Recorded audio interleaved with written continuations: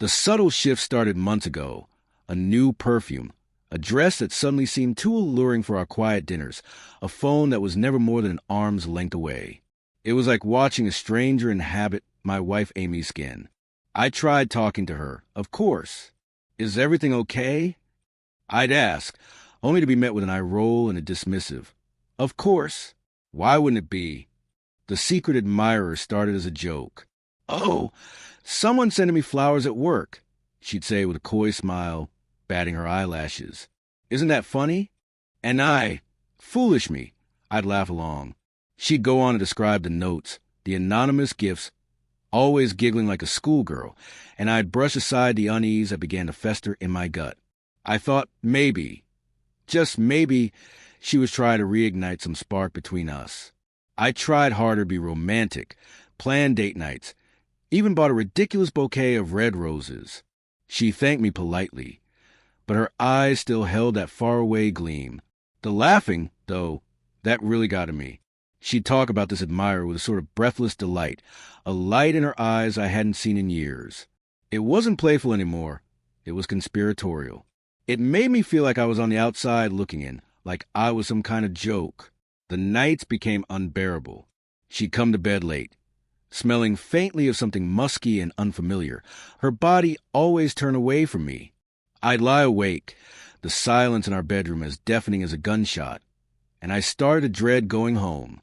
I knew something was deeply wrong. I told myself I was being paranoid, but my gut had become a twisted knot of anxiety. Finally, desperate for answers, I decided to install a hidden camera in our bedroom. It was a violation of trust, I knew, but I had nowhere else to turn.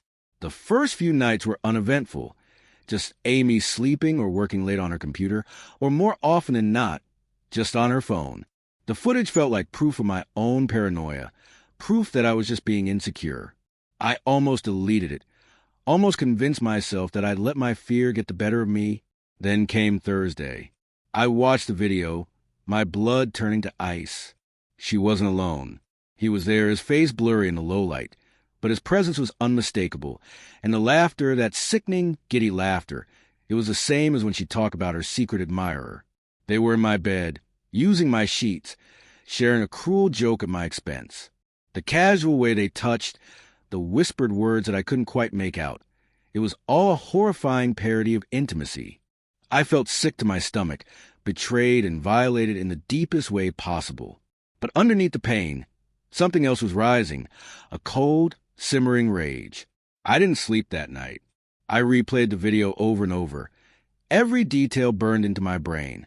I watched her laugh, watched him touch her, and with every replay, my resolve hardened. They weren't just going to get away with this. The next day, I acted like nothing was wrong. I made coffee, kissed Amy goodbye as she left for work, and even managed a weak smile. It was the hardest thing I'd ever done. I knew I had to wait for the right moment, to gather my strength and my evidence. That evening, I told her I had a surprise for her. I had arranged a romantic dinner home, something just for us. Her eyes lit up. She asked me if I had gotten more flowers. I smiled back a little too tightly. When she returned home, she was in a good mood. She put on the dress I hated and seemed particularly excited. It was repulsive to watch. I led her into the living room, where I had a laptop set up on the coffee table. I thought we could watch a movie, I said, my voice eerily calm. I opened the laptop, and the video began to play. She didn't say a word at first. Her eyes darted from the screen to me, her face a mask of disbelief. Her mouth gaped open as if trying to form the words, but nothing came out. She reached out as if to grab my arm, and I recoiled, disgust curling in my chest. The sound of her laughter filled the room, mocking, cruel, a stark contrast to the silence she had now fallen into. I watched as the color drained from her face, her breathing growing shallow, her legs buckled beneath her. She fell to the floor, a crumpled mess, and the only sound in the room was a repetitive footage of her betrayal. I knelt beside her, and my voice, low and controlled, cut through the silence. "Who is he, Amy?" She couldn't meet my gaze. She just started to sob, her body shaking. I pressed her harder. "Who is he?" I repeated. Finally, in a strangled voice, she whispered his name. Ryan. The rage that had been simmering finally came to a boil. It was a white-hot fury that burned through me, leaving me trembling. I knew I couldn't stay in the same room with her any longer. "Stay here," I said, my voice barely a growl. "Don't move." I grabbed my keys and stormed out of the house. The image of them together, her laughing, burned into my mind. I had to find him. I had to make him understand the pain he'd caused. I knew where he worked. She had mentioned it casually during one of her secret admirer tales. It was a bar downtown, a place she frequented after work, a place they had probably met. The drive felt like an eternity, the streets a blur of lights and shadows. I parked the car, my hands gripping the steering wheel so tightly my knuckles were white. I walked into the bar, the music a dull throb in my ears. It took me a moment to spot him. He was behind the bar, laughing with a group of patrons, his face animated, full of life. The sight of him, so carefree, so utterly oblivious to the wreckage he created, made my blood boil. I walked right up to him, ignoring confused looks from the other bartenders. "Ryan," I said, my voice low and dangerous. He turned, his smile fading as he met my gaze. He looked at me for a moment, a flicker of recognition, then realization, then fear flashed across his eyes. "Do I know you?" he asked, his voice wavering. "You know my wife." I replied, my hand balling into a fist. His face paled, his eyes darting around, looking for a way to escape. He stammered, I don't know what you're talking about." "Oh, you know exactly what I'm talking about," I hissed, leaning across the bar. I grabbed his collar, pulling him toward me. "You think it's funny, don't you? Sleeping with my wife? Making a fool out of me?" His eyes widened in terror as he saw the rage in mine. He tried to wriggle free, but I held him fast. "Look," he said, his voice shaking, "it's not what you think." I didn't let him finish. My fist connected with his jaw, the force of the blow sending him staggering back. He stumbled against the bar, sending a few glasses crashing to the floor. The music seemed to stop. All eyes were on us. Patrons gasped. Some began to back away, and the other bartenders stared in stunned silence. Ryan clutched his jaw, his eyes wide with a mixture of pain and fear. "You're a coward," I snarled, my voice filled with disgust. "You prey on married women, you sneak around, and you think it's all just some kind of game." He didn't answer. He was too busy trying to regain his balance, his hands still pressed against his throbbing jaw. I grabbed him again, dragging him from behind the bar and into the narrow space between the bar and the wall. The fear in his eyes fueled my rage. I didn't hold back.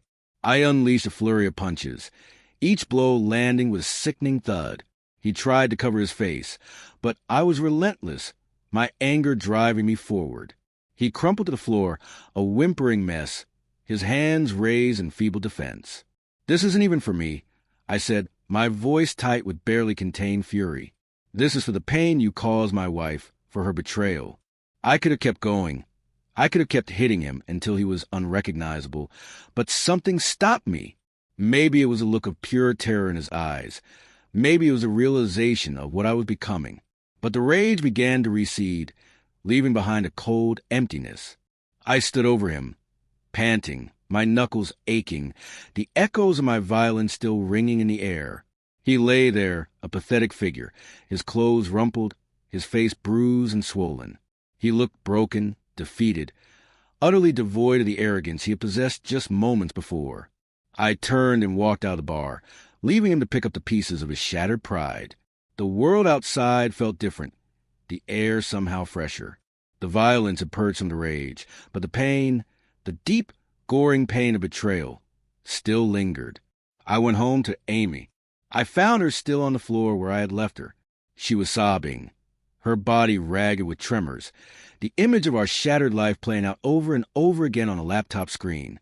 She looked up at me, her eyes pleading, begging for forgiveness. "Who is he, Amy?" I asked her again, not because I needed the answer, but because I needed to hear her say it, to confront the reality of what she'd done. She whispered his name again, her voice barely audible. I turned the laptop off, and the room became dark. The only sound was the sound of her crying. "Get out. I said, my voice flat, devoid of any emotion. She looked at me, confusion in her eyes. What? She asked. Where would I go? I don't care, I said, my voice ice cold. Just get out of my house. Out of my life. I don't want to see you ever again. She started to cry harder, trying to take my hand, pleading with me, but I did not budge.